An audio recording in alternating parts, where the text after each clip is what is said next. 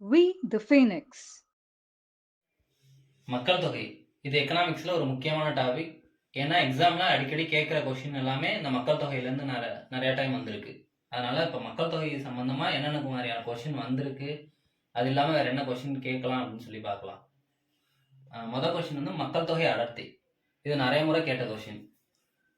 மக்கள் தொகை அடர்த்தி அப்படின்னா ஒரு சதுர கிலோமீட்டரில் எத்தனை நபர்கள் வாழ்கிறாங்க அப்படின்றத சொல்கிறது. இதை வேற மாதிரி எப்படி சொல்லலாம் அப்படின்னா, ஒரு ஃபார்முலா மாதிரி மக்கள் தொகை பை குறிப்பிட்ட நில அளவு, அதாவது ஒரு சதுர கிலோமீட்டர் அப்படின்னு சொல்லுவோம். ஒரு சதுர கிலோமீட்டர்ல எத்தனை நபர்கள் வாழ்றாங்க அப்படின்னு சொல்றதுதான் மக்கள் தொகை அடர்த்தி அப்படின்னு சொல்லுவோம்.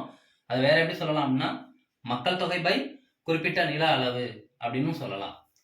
அடுத்த ரெண்டாவது கொஸ்டின் வந்து 2011ஆம் ஆண்டு மக்கள் தொகை கணக்கெடுப்பின்படி மக்கள் தொகை அதிகம் உள்ள மாநிலம் உத்தரப்பிரதேசம்.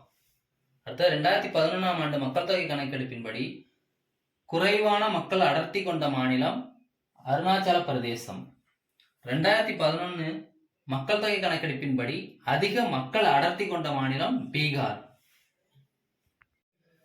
அடுத்த கொஸ்டின், 2011ஆம் ஆண்டு இந்தியாவின் மக்கள் அடர்த்தி வந்து 382, அதாவது 382 நபர்கள் வந்து ஒரு சதுர கிலோமீட்டர்ல வசிக்கிறாங்க அப்படின்னு அர்த்தம். அடுத்து தமிழ்நாடு அப்படின்னு பார்த்தோம்னா 555 தான் தமிழ்நாட்டுக்கான மக்கள் அடர்த்தி. 2011ஆம் ஆண்டு மக்கள் தொகை கணக்கெடுப்பின்படி இந்தியாவில் மிக குறைந்த பாலின விகிதம் கொண்ட மாநிலம் எது அப்படின்னு பார்த்தோம்னா ஹரியானா. அதாவது 2011ஆம் ஆண்டு மிக குறைந்த பாலின விகிதம் கொண்ட மாநிலம் ஹரியானா. நெக்ஸ்ட் கொஸ்டின், இந்தியாவில் பன்னாட்டு வறுமை கோட்டின் கீழ் உள்ள மக்கள் தொகையுடைய அளவு எவ்வளவு அப்படின்னு பார்த்தோம்னா 41.6%. அடுத்து தேசிய மக்கள் தொகை கொள்கை 2000 ஆண்டு அறிமுகப்படுத்தப்பட்டது. நெக்ஸ்ட், இந்தியாவில் முதல் மக்கள் தொகை கணக்கெடுப்பு 1872ஆம் ஆண்டு வங்காளத்துக்கு மட்டும் மேற்கொள்ளப்பட்டுச்சு.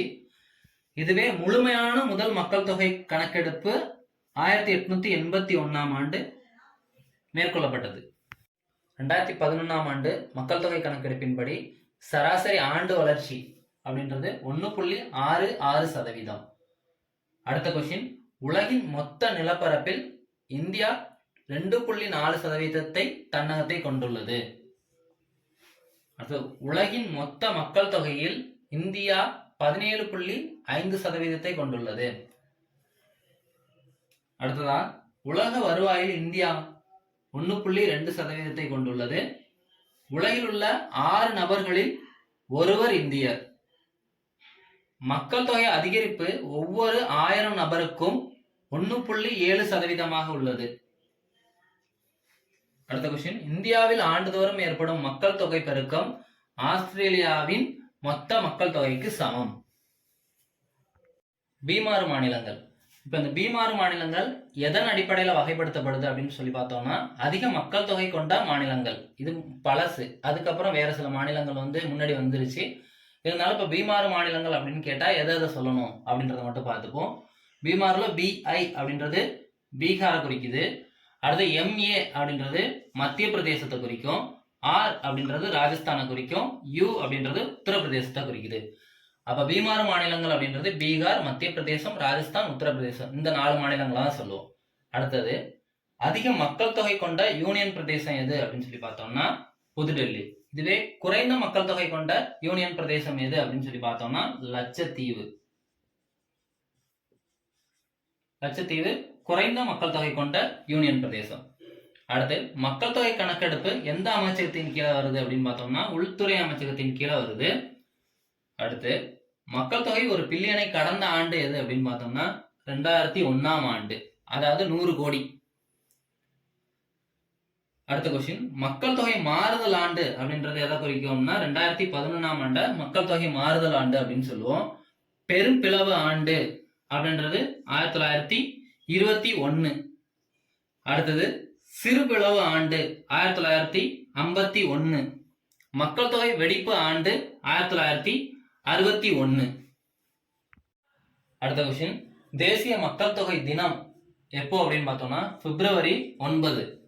உலக மக்கள் தொகை தினம் ஜூலை 11. முதல் மக்கள் தொகை கணக்கெடுப்பு வந்து 1872ன்னு பார்த்தோம். யாருடைய காலகட்டம் அப்படின்னு பார்த்தோம்னா மேயோ பிரபுவுடைய காலகட்டத்தில் தான் எடுக்கப்பட்டது. அடுத்தது முழுமையான முதல் மக்கள் தொகை கணக்கெடுப்பு 1881 அப்படின்னு சொன்னோம். இது யாருடைய காலகட்டம் அப்படின்னு பார்த்தோம்னா ரிப்பன் பிரபுவுடைய காலகட்டத்தில் எடுக்கப்பட்டது. Thank you for watching. Don't forget to subscribe, like, share, and comment.